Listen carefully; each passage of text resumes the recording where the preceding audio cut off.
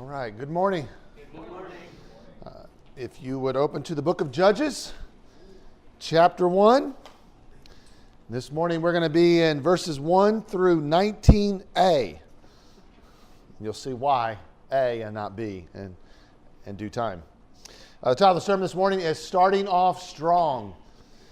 And as we begin this book, last week preached a message, but we didn't read any of the text. I did more of an introduction and an overview of Judges and why we should be excited to study this book, this dark and disturbing book that God has given us in His Word. This morning we get to the text of chapter 1. So let's read the text, open us in a word of prayer, and then we'll jump into the sermon this morning. Judges chapter 1, beginning in verse 1. After the death of Joshua, the people of Israel inquired of the Lord, "Who shall go up first for us against the Canaanites to fight against them?" The Lord said, "Judah shall go up. Behold, I have given the land into his hand." And Judah said to Simeon his brother, "Come up with me into the territory allotted to me, that we might fight against the Canaanites. And I likewise will go with you into the territory allotted to you." So Simeon went with him. Then Judah went up, and the Lord gave the Canaanites and the Perizzites into their hand, and they defeated 10,000 of them at Bezek. They found Adoni-Bezek at Bezek, and fought against him, and defeated the Canaanites and the Perizzites. Adoni-Bezek fled, but they pursued him, and caught him, and cut off his thumbs and his big toes. And Adoni-Bezek said, 70 kings with their thumbs and their big toes cut off used to pick up scraps under my table. As I have done, so God has repaid me." And they brought him to Jerusalem, and he died there. And the men of Judah fought against Jerusalem and captured it and struck it with the edge of the sword and set the city on fire. And afterward the men of Judah went down to fight against the Canaanites who lived in the hill country and the Negev and in the lowland. And Judah went against the Canaanites who lived in Hebron. Now the name of Hebron was formerly Kiriath Arba. And they defeated Sheshai and Ahiman and Talmai. From there they went against the inhabitants of Debir. The name of Debir was formerly Kiriath Sefer. And Caleb said, "He who attacks Kiriath Sefer and captures it, I will give him Aksah, my daughter, for a wife." And Othniel, the son of Kenaz, Caleb's younger brother, captured it. And he gave Aksah, his daughter, for a wife. When she came to him, she urged him to ask her father for a field. And she dismounted from her donkey, and Caleb said to her, "What do you want?" She said to him, "Give me a blessing. Since you have set me in the land of the Negev, give me also springs of water." And Caleb gave her the upper springs and the lower springs. And the descendants of the Kenite, Moses' father-in-law, went up with the people of Judah from the city of palms into the wilderness of Judah, which lies in the Negev near Arad, and they went and settled with the people. And Judah went with Simeon his brother, and they defeated the Canaanites who inhabited Zaphath, and devoted it to destruction. So the name of the city was called Hormah. Judah also captured Gaza with its territory, and Ashkelon with its territory, and Ekron with its territory. And the Lord was with Judah. We'll stop right there. Let's pray.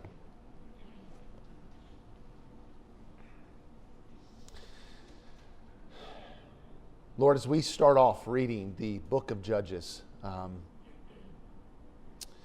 pray that you would help us to start off strong in our love of your word and our love of this book that you have given us, God. God, we know that out of all the things that happened in the history and all the stories that could have been recounted, you chose what you chose out of your good pleasure and your good wisdom. You gave us what you desired to give us. You had men write down what you wanted us to remember. And so, God, I pray that would be our perspective this morning and over the next several months as we study this book, that we would start off strong, Lord, loving your word and studying it and memorizing it and applying it to our lives. I pray in Jesus' name. Amen. So many times we start off strong, right? We start off reading our Bible every day. We start off sharing the gospel regularly. We start off our marriage strong. We start off discipleship strong. Like a sprinter or a swimmer who is first off the block. We start off strong. In the book of Judges, we're introduced to a people who do just as such. They start off strong. They begin by praying.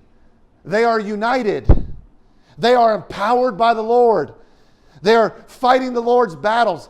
God is with them. They start off strong. And then they quickly fade. Next week, we will see how they quickly fade. Brothers and sisters, I know that many of us, including myself, have seasons where we have started off strong. And somewhere on our journey with God and with others, perhaps we too fade. We fade. My hope in the sermon this morning is to turn our eyes back to the time when we started off strong. That may have been yesterday. That may have been 10 years ago.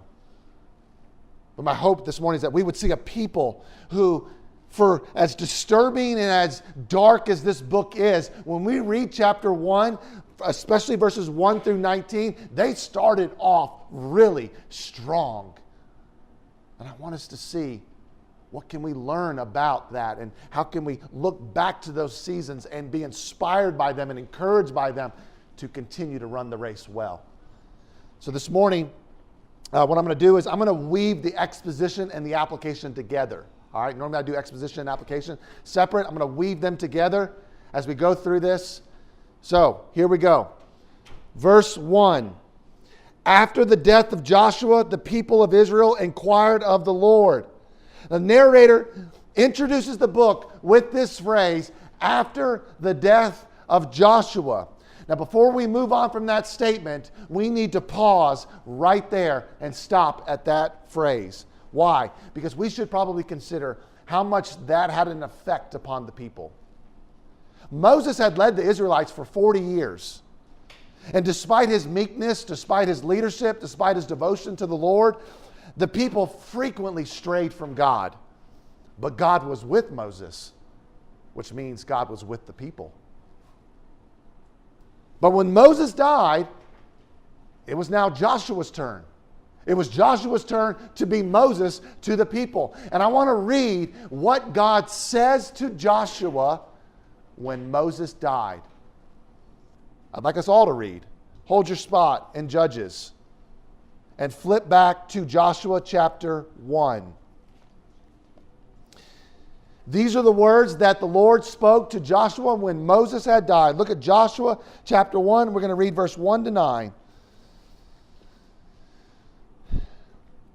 After the death of Moses, the servant of the Lord said to Joshua, the son of Nun, Moses' assistant, Moses, my servant, is dead. Now therefore arise, go over this Jordan, you and all this people, into the land that I am giving to them, to the people of Israel. Every place that the sole of your foot will tread upon, I have given to you, just as I promised to Moses.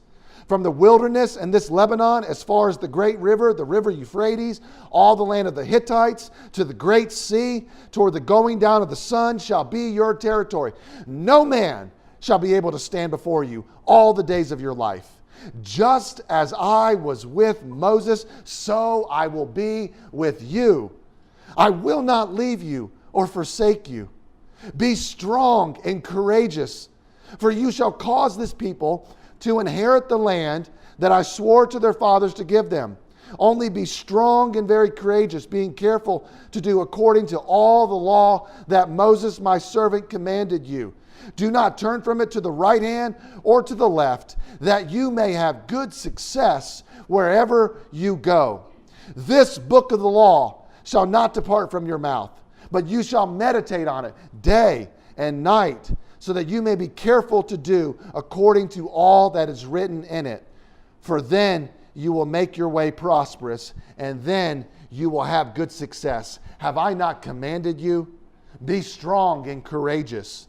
Do not be frightened. Do not be dismayed. For the Lord your God is with you wherever you go.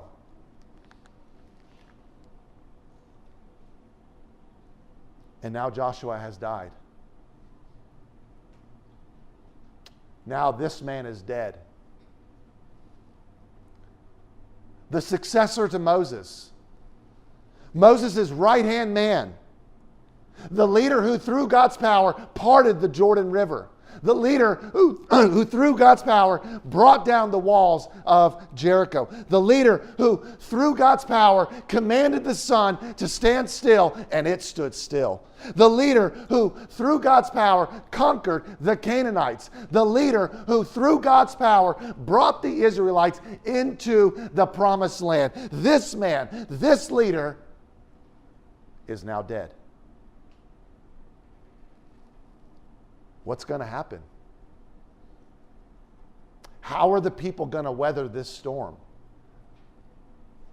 Moses is dead. Joshua is dead. What's going to happen? Which takes me to my first point this morning. Number one, we need God more than we need Joshua. We need God more than we need Joshua. Now, Joshua might be anything in our life. More money, another degree,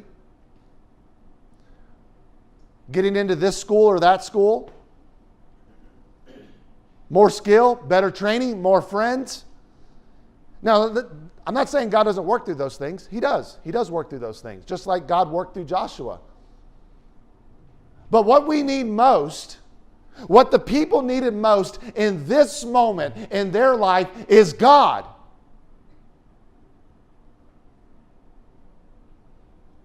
And what you need most is God. And what I need most is God. They need to believe God. They need to trust God. So many times the books of the Bible open with death. You ever think about that? Exodus begins with the death of Joseph. Joshua begins with the death of Moses. Judges begins with the death of Joshua. Ruth begins with the death of Naomi's husbands and her sons. 1 Samuel begins with the death of Eli and his sons. 2 Samuel begins with the deaths of Saul and Jonathan. 1 Kings begins with the death of David. 2 Kings begins with the death of Elijah, or the taking of Elijah. He didn't die, he took him. Job begins with the death of his children. Isaiah's ministry begins with the death of Uzziah. And you wonder why. And I think the point has got to be intentional on God's part, at least to some degree, to say this, that Israel, what you need most is not Joseph, it's not Moses, it's not Joshua, it's not spouses, it's not kids, it's not Eli or Saul or Jonathan or David or Elijah or Uzziah. What you need is me.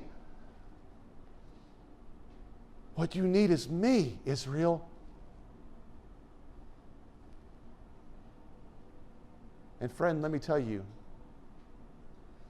there are many of you that think if God would just give me this one thing, I would be happy. If God would just do this one thing, I would feel okay. And let me tell you, what you need most is not that one thing. You need God more than that one thing. And God might withhold that one thing until you realize it.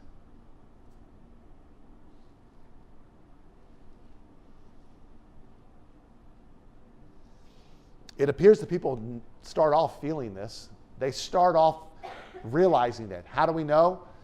They start off strong. Because it says, after the death of Joshua, what do? They inquire of the Lord. Which leads to my second point. 2, when God interrupts our life, the best thing we can do is pray. I use the word interrupt because that can come in 1,000 different forms, right? A trial, a loss of a loved one, a loss of leadership like Joshua, a shattered dream, an unmet expectation, a change in plans. You ever had like your whole life mapped out? You thought you were going to do this, and then all of a sudden you're like, whoa, I'm doing this.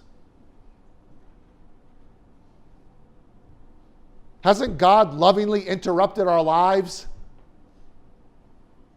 Sometimes painfully interrupted our lives, but always lovingly interrupted our lives. The people have been led by Moses for 40 years. They have been led by Joshua for a decade or more, and now they are both dead. God had interrupted their life. Death had interrupted their life. And look at how they respond. After the death of Joshua, the people of Israel inquired of the Lord. Despite Judges being a dark and disturbing book, the people started off praying. They started off going to God. And notice, they're going to God to ask Him about His will. They're inquiring to know, what is your will, God? But here's what's interesting. They already know God's will. God has already told them that His will is for them to take the land. God has already told them that His will is for them to fight all the Canaanites, to take over the land, which means that knowing God's will does not negate our need to still seek Him. Just because we know what God wants us to do doesn't mean that we don't need to seek Him. We still need to seek Him. We never outgrow our need to inquire of the Lord, ever. This was Saul's downfall. You could wrap Saul's downfall up in one phrase. 1 Chronicles 10:13. Saul died because he was unfaithful to the Lord. He did not keep the word of the Lord. He even consulted a medium for guidance. And here it is. Did not inquire of the Lord. So the Lord put him to death. And He turned the kingdom over to David, son of Jesse. Saul wanted guidance, and he didn't inquire of the Lord. Here the people start off strong. They start off strong, and God is so gracious to meet their desire. He's so gracious. Look what He says in verse 2. The Lord said, Judah shall go up. Behold, I have given the land into his hand. God in His mercy and His grace answers the people, which leads to my third point this morning. 3, God will give clear guidance when we seek Him. Do you believe that? Do you believe that if you seek God, He will give you clear guidance? Notice God said very clearly and unequivocally that Judah is to go up and fight. Why? Because Judah, I have given the land into His hands. Sometimes God speaks and we're not even inquiring of Him. That's true. Remember Samuel? Samuel wasn't, as a little kid, he wasn't inquiring of the Lord, and the Lord spoke to him. But also remember in that story that God didn't actually tell Samuel His instructions, His guidance, until, remember He said, Samuel, nothing. Samuel, nothing. Third time, Samuel, speak, Lord. I am listening. God didn't speak until Samuel spoke back. Brothers and sisters, God is mysterious. I understand that God is mysterious. I understand that sometimes you wonder, God, why would you do this? I have no idea. Why would this be your plan? Why would you lead me to this city? Why would you give me this job? Why would you give me this spouse? Why would you do this? I understand that God is mysterious and He works on His own timetable. Why are you making me wait? Why do I have to wait for this, God? Why don't you do this now? That would solve my problems. I understand that God is mysterious and He works on His own timetable, but His heart is to give clear guidance when we seek Him. That is His heart. He doesn't get his kicks from making things confusing.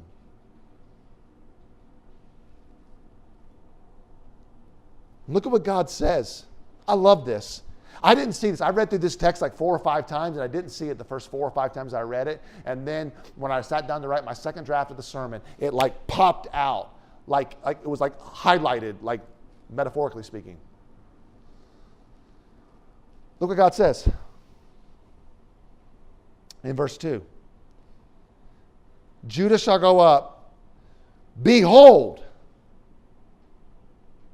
I have given the land into his hand. God says, Israel, behold, meaning take notice, be sure of this. God wants them, He wants their attention. I have given them into your hand. Which leads to point number 4. The Lord is adequate and adequately provides. Notice the verb form in verse 2. God says, not, I might give. You know, my boys will come and tell me things, ask me things all the time. You know, like, Daddy, can we do this? Maybe. Daddy, we might go to the park. God doesn't say, I might give them into your hands. Not, I will give them into your hands. That would even be enough. Notice the verb form. He says it's a perfect verb. I have. I have given them in. Meaning in the mind of God, it is already accomplished. It's already done. I have given them into your hands. And I think God is still saying the same word to us today. I think God is still saying to us today, behold, behold, I have given you victory over sin. I have given you victory over Satan and your trial and this, the world. Behold, I have won. I have given it into your hands. God is still telling us today, behold me. Behold me. I am adequate. I adequately provide. I know that you think you need this to feel adequate, or you think you need this for your life to have meaning or purpose. And behold me. I am adequate for you. And I assure you, God is speaking that to every one of us today. Verse 3. Don't worry, we're not going every single verse by verse. Verse 3. Judah said to Simeon his brother, come with me into the territory that we may fight against the Canaanites, and I likewise will go with you. Judah and Simeon are not individual humans at this point. All right, when you read those phrases, Judah and Simeon, they are a metonymy for the tribes of Judah and Simeon. They were at one time individuals. If you remember, Jacob had 12 sons, and these 12 sons take up the names of the 12 tribes of Israel. Judah and Simeon are 2 of those sons. They're both full brothers. They have the same dad and the same mom. Leah is both their mom. And God chooses Judah to go up. Why Judah? Well, Judah's a special tribe.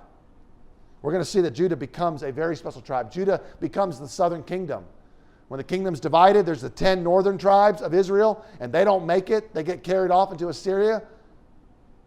And then there's only 2 tribes, and then eventually becomes 1 tribe. Judah's the southern kingdom, the southern tribe. Jesus is descended from Judah.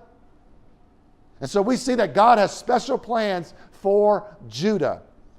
What I find interesting is that we see at the beginning of the book of Judges a sense of community, a sense of shared commitment to the well-being of each other. Judges is going to quickly become a very selfish book where everybody's out for their own selves. No one's helping each other out. No one's thinking about their fellow man or their fellow woman. They are out for themselves. But here at the very beginning, we see a sense of community, a sense of shared commitment. Judah was a large tribe. Simeon was by far the smallest of all the tribes, by far. And rather than let Simeon fend for itself, Judah could say, hey, every tribe for himself. Judah, you go fight your battles, we're going to go fight our battles. No, Judah comes to Simeon and he says, look, if you come with us and fight our battle, we will go with you to fight your battle.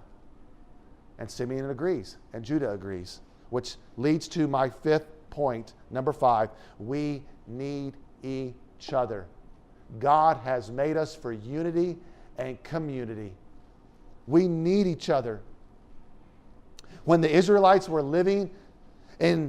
were unified and living in community, they experienced great success and prosperity. When it became every man for himself, they fell apart. And so it goes with us. When unity breaks down and community breaks down, God's people break down. You want to destroy a church? The easiest way to destroy a church, become disunified. You want to destroy somebody's individual walk? The easiest way to do that, take away their community. When unity breaks down, when community breaks down, God's people break down. And the opposite is true. When unity is upheld, when community is upheld, and they are held in high esteem, God's people are upheld, and are held in high esteem. Why? Because that's how God has wired it. God has made us that way. God has made us to be unified and in community with one another. Nobody is an island. We need each other. Now, I know that we're not fighting military battles, right? We're not going out fighting battles, but we are fighting a daily battle against sin and Satan and the world and temptations. And we need each other to help fight those battles. Maybe you're Judah. Maybe you're doing well. And maybe Simeon needs help. And maybe you're Simeon. And we need to lower our pride and ask Judah to help us. Verse 4-7. God fulfills his promise. He gave the Canaanites and Perizzites into the hand of Judah. They win a decisive victory. They defeated 10,000 of them. And their leader, Adoni-Bezek, now just as a side note, just as a tidbit, that looks like his name, but that's probably not his name. Adoni means Lord or Master. So it just means he's Lord or Master of Bezek. I don't know why they translate it as though it's his name. It's probably not his name. He's hiding because his army's been defeated, right? I'd be hiding too. They find him, and when they find him, they do something most unusual. We get introduced to the dark and disturbing part of Judges really quick. They find him, and they cut off his thumbs and his big toes. Why would they do that? How are we to understand this story? There's 2 ways that I think we could take this. I read through 2 respected commentaries, which is interesting because they both took it opposite ways. You could take it the other way. A, it is the beginning of the Canaanization of Israel. That's how he puts it in his commentary. The beginning of the Canaanization of Israel. Meaning that Adoni-Bezek, he confessed that this was his practice. When he says 70 kings without their thumbs and big toes would eat scraps under my table, kind of like dogs. He had conquered 70 other kings. He cut off their thumbs and he cut off their toes. And he says that was his practice. And now it appears the Israelites are adopting this practice. God had told the Israelites to kill the Canaanites. He didn't tell them to torture them. And so perhaps the Israelites are beginning to adopt the Canaanite practices, because that's what Judges is often about, is them getting Canaanized. They become more and more like the world. That's one way to read it. Or B, you could read it as divine justice. You reap what you sow.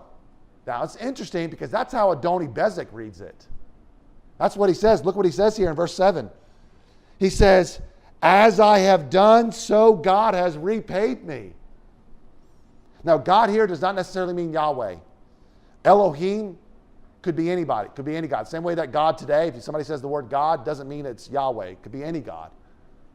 Elohim is any God. So he means that some force out there is repaying him for what he's done. He believes he's reaping what he sowed.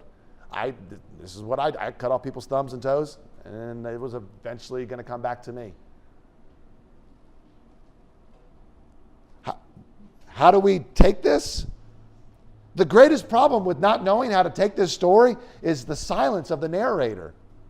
We'll see all throughout the book of Judges that the loudest voice in Judges is the silence of the narrator. We get these stories and the narrator just gives us no way to understand it or interpret it. But one thing the narrator does tell us is point number 6. The Lord gives the victory and the Lord gets the glory. Look at verse 4, what the narrator writes or says. Then Judah went up, and the Lord gave the Canaanites and the Perizzites into their hand. Now, if we just read the second half of verse 4, we would read, they defeated 10,000. We would read it as Judah defeated 10,000. But the reason they defeated is because the Lord gave. Must read that phrase. When we get to Gideon, we're going to see that the entire reason, remember the story of Gideon? We're going to get there. The entire reason that they started off with 33,000, they had 33,000 soldiers, and God says that's too many. Whittle it down. They whittle it down to 10,000. God says, still too many. Whittle it down some more. They get down to 300, and God says, yes, 300 is the right number. Imagine if you're one of those 300 people. Why did God do that? God did it so that the people would know without a shadow of a doubt that it was the Lord who gave the victory. The Lord gets the glory. You know, I wrestle every week of my life with thinking, and I'm sure some of you do as well, that this good thing happened in my life because I made good decisions. I am who I am. I am where I am because I worked hard. The reason that the man out there who's doing drugs, shooting up heroin, and the reason that I'm a doctor is because I made good decisions.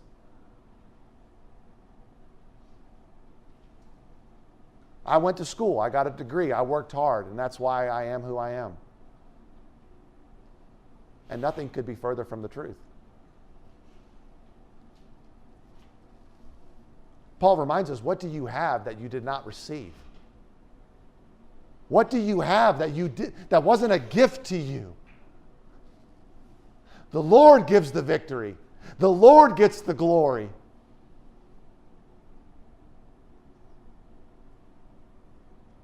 Perhaps in your life, God is orchestrating things so that you too will understand that it was the Lord who did this and not you.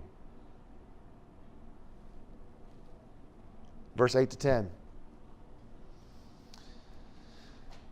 They go on this conquest. They go to Jerusalem. They go all throughout the land. And before I move on, I should probably address a question that may be in your mind. You may be sitting here wondering, does God approve of this type of war? And if so, why? Right? Because, I mean, there are a lot of atheists who would say that Judges and the Old Testament as a whole is a book about genocide. God commanding people to go and wipe out whole people groups. Does God approve of this? And if he does, why? Now, the answer to that question is beyond the scope of this sermon. So I'm going to answer it now by just making 2 points. A, God was bringing just and righteous judgment upon the Canaanites. The Canaanites stand guilty before a holy God. They are guilty before a holy God and deserving of God's just and holy and righteous judgment. And Israel was the instrument that God used to bring that holy and just and righteous judgment upon them. And B, this was a one-time paradigm a one-time event that was never to be repeated. There was never a time again where God commanded his people to go and conquer lands like this. This was a one-time paradigm in Israel's history where God commanded his people to go and conquer the Canaanites, and that was never to be repeated. After leaving Bezek, Judah goes to Jerusalem. They capture Jerusalem. That will be a pivotal city for them because that's where David is going to set up his capital. That's where the temple's going to be. Here they capture Jerusalem. After Jerusalem, they move south to the hill country. They go to the Negev, which is the wilderness. They go to the lowlands. Then they go to Hebron, which is about 19 miles away. So they're broadening their spectrum.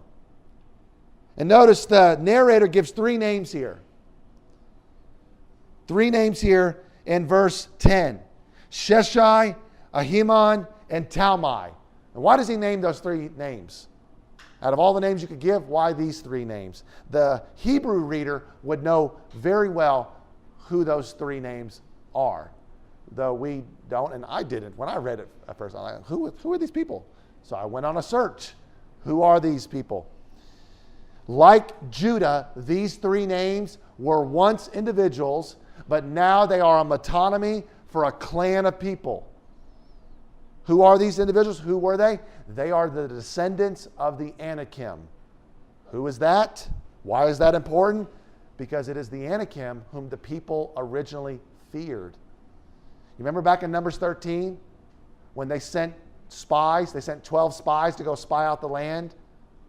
They came back and they were like, it's great. It's full of grapes and milk and honey, and it is a delightful land. However, they went up into the Negev and came to Hebron.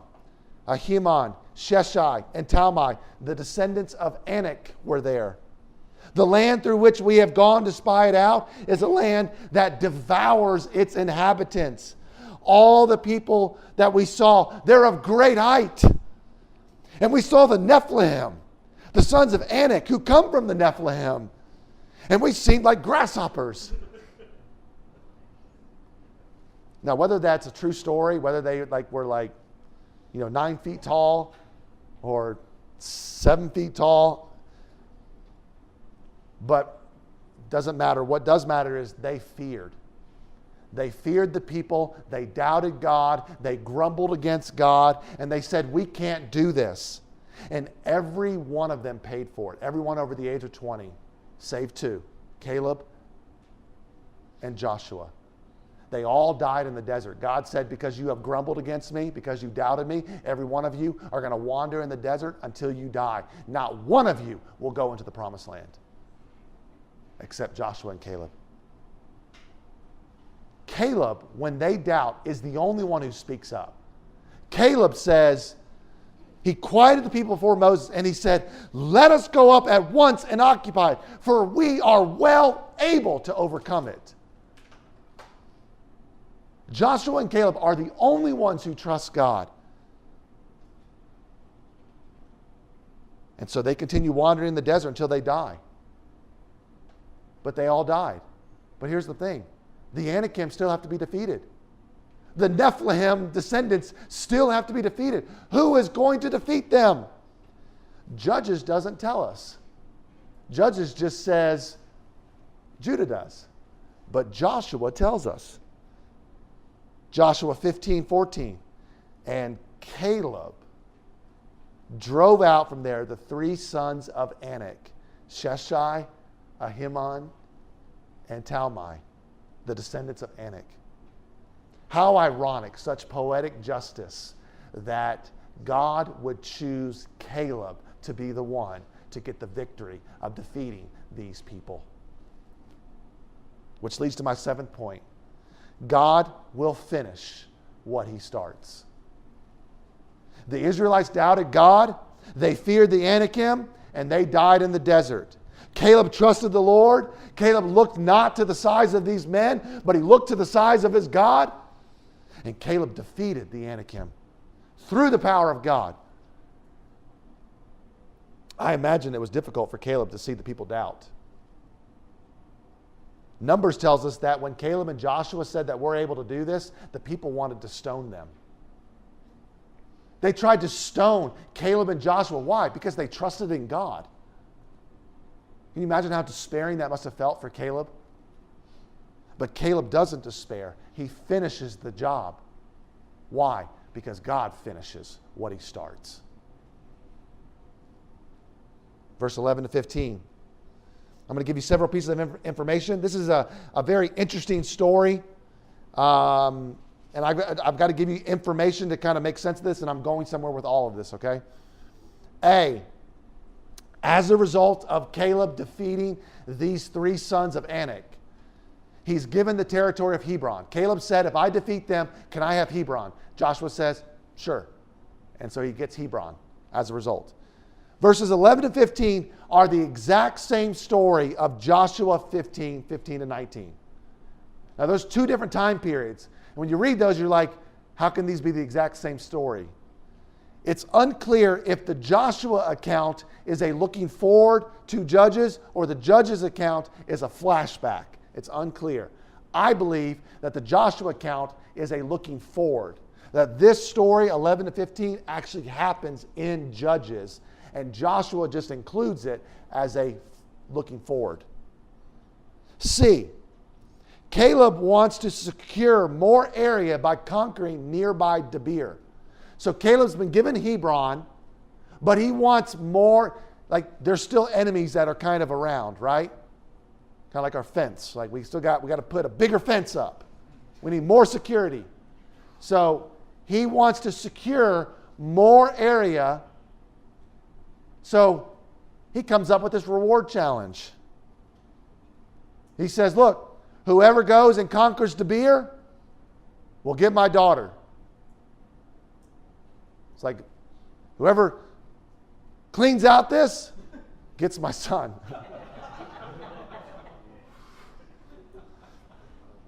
Now, this may offend our modern egalitarian ears. Maybe some of you it offends. Maybe you think, women are not a prize to be won. It would not have offended their ears. Their custom and their culture, that would not have offended them. E, Othniel defeats the city and he wins the prize. Aksah, Caleb's daughter. We'll get introduced to Othniel later. Othniel becomes the first judge. He's the first one that God raises up to deliver the people. And F, Aksah, she is quite resourceful and wise. Look at verse 15, what she says here. She said to him, give me a blessing. Since you have set me in the land in the Negev, give me also springs of water. Now the Negev is a wilderness, or like a desert. So basically, she goes to her dad and she basically is saying, Dad, thank you so much for giving me a husband. Thank you so much for giving me this land. And I'm really, really grateful for everything that you've given me. But could I ask for just one thing? The land that you gave me and my husband, it's a desert. Could we have water?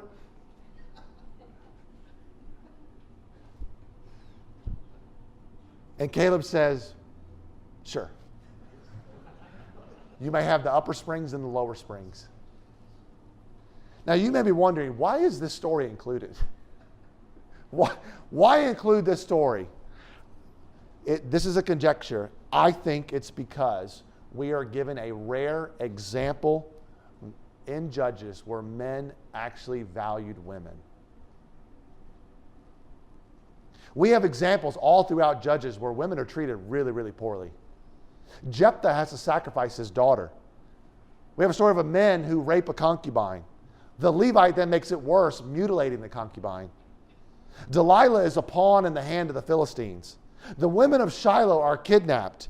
Women are treated very, very poorly in Judges. But here we are given a small picture of the kindness of Caleb.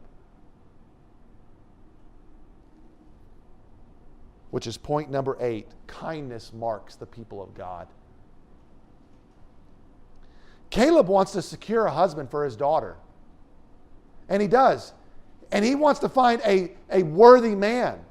That's why he makes this challenge.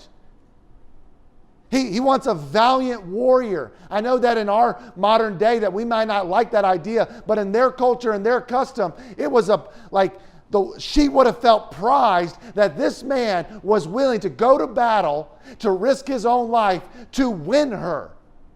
That would have made her feel high, lifted up. Othniel shows that he wants this girl.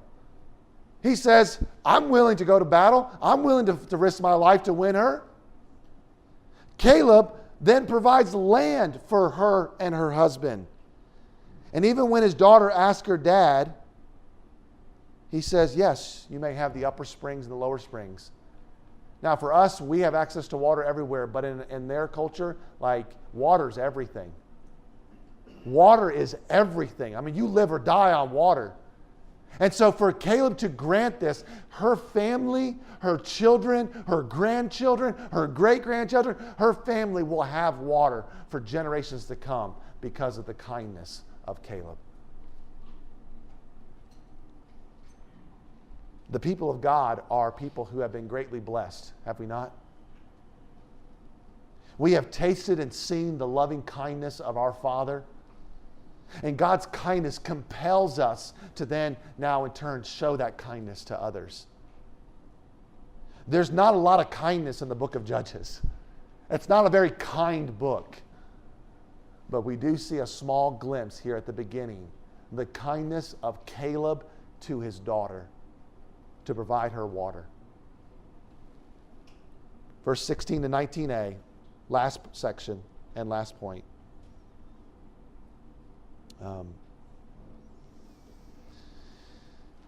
These verses are important because two people fulfill their promises. A, Moses fulfills his promise to Hobab. I'll talk about that in a second.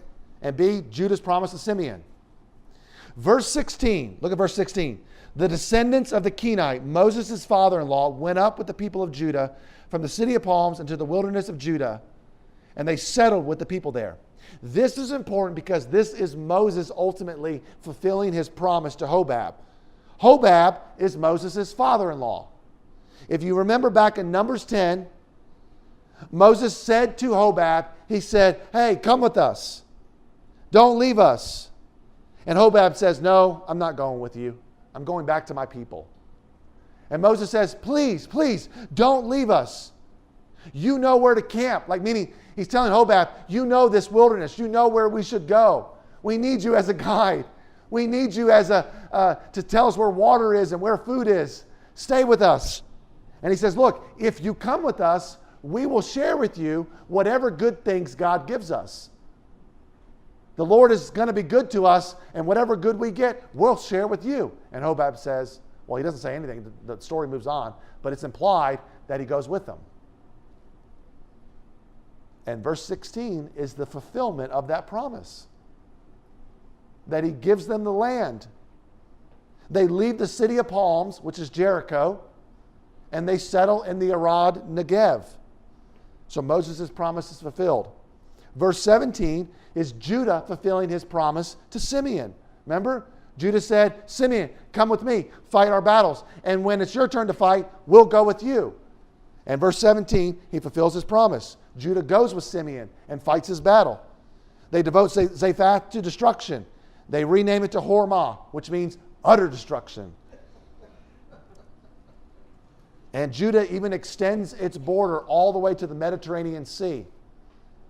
They defeat Gaza, Ashkelon, and Ekron. That's Philistine country later, but they extend their border all the way to the sea. It's good to have a border to the sea because no threat, except for ship invaders. But they don't really travel the waters at this point. Well. And then there's this tiny little phrase in verse 19. It's almost tucked away. You almost kind of just glance over it if you don't really stop and look at it. But it's so important because it makes all of chapter 1 possible. The Canaanites and Perizzites are defeated. Bezek and Adoni Bezek are defeated. Jerusalem is defeated. The hill country, Negev, and lowlands are defeated. Debir is defeated. Zaphath is defeated. Gaza, Ashkelon, and Ekron are defeated. And all of that is possible because of this one tiny little phrase in verse 19. The Lord was with Judah. And that will serve as my ninth and final point. The Lord is with us. Now, to tie in, because next week is really kind of a part 2 of today, to tie in that, verse 19 is such a perplexing verse. We're going to look at that next week. Verse 19 is almost paradoxical. Look at verse 19. The Lord was with Judah, and he took possession of the hill country. And then there's this word, but. But he could not drive out the inhabitants of the plain because they had chariots of iron. What is iron God's weakness?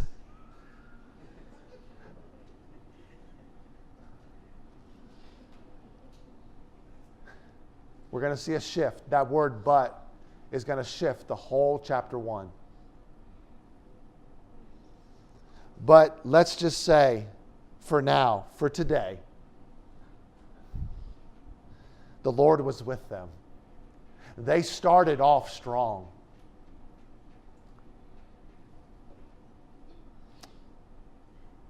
Everything good we have in our life, everything we are, is because the Lord is with us. That's the only reason we have anything good.